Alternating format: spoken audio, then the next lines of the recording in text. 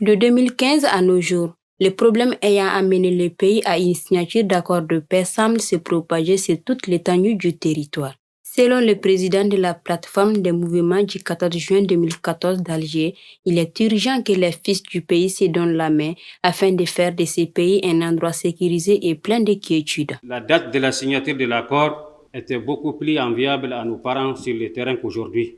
Il y a urgence dans tous les pays. Les problèmes jadis situés au nord se retrouvent partout dans les pays aujourd'hui. Donc, c'est une occasion pour moi pour demander à tout le monde de faire des concessions pour que tous les mouvements signataires, au sortir de la salle, que tout le monde soit sous le drapeau et que tout le monde puisse avoir les droits de légalement et de légitimement défendre la patrie et défendre l'intérêt de toutes les populations du Mali. La coordination des mouvements de l'inclusivité réitère sa disponibilité à accompagner le gouvernement dans ce processus de quête d'une paix durable. Nous réitérons notre présence pour accompagner l'État dans cette réunion de haut niveau décisionnel pour qu'au sortir, qu'on touche toutes les questions de fond et qu'on en finisse définitivement pour aboutir à la reconquête de notre territoire. Je voudrais juste souhaiter un plein succès à ces travaux et encore une fois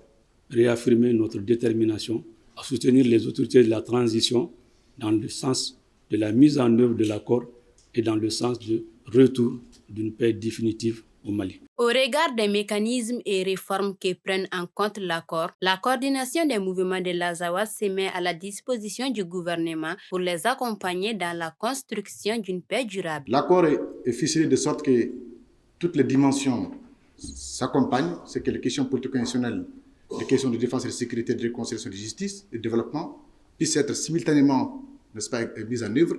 L'une des attentes fortes aussi, c'est vraiment la question de la chaîne de commandement. La CMA particulièrement tient à ce que cette chaîne soit à l'image de ce que l'on construit pour l'armée de façon continue. Les réformes qui sont annoncées ou les mécanismes qui sont mis en place pour engager de véritables réformes sur la Constitution.